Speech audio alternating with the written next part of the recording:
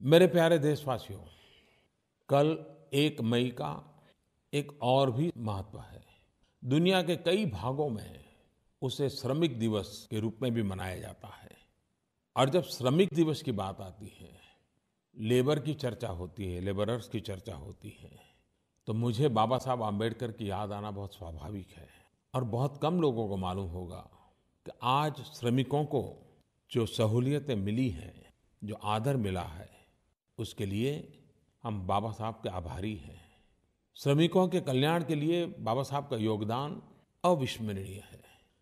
आज जब मैं बाबा साहब की बात करता हूँ, संत रामानुजाचार्य जी की बात करता हूँ, तो 12वीं सदी के कर्नाटक के महान संत और सामाजिक सुधारक जगतगुरु बसवेश्वर जी की भी याद आती है। कल ही मुझे एक समारोह में जाने का अवसर मिला।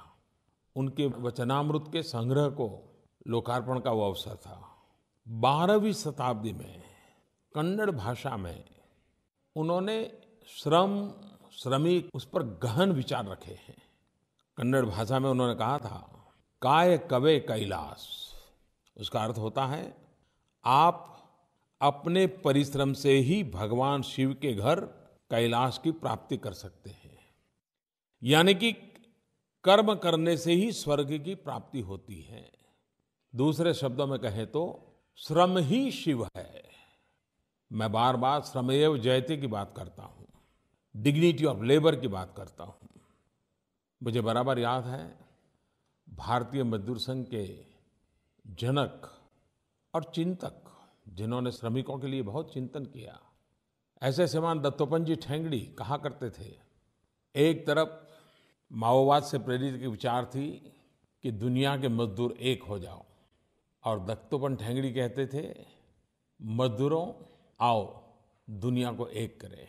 एक तरफ कहा जाता था, workers of the world unite. भारतीय चिंतन से निकली हुई विचारधारा को लेकर के दत्तोपंत ठेंगड़ी कहा करते थे, वर्कर्स यूनाइट द वर्ल्ड। आज जब श्रमिकों की बात करता हूं तो दत्तोपंत ठेंगड़ी जी को याद करना बहुत स्वाभाविक है।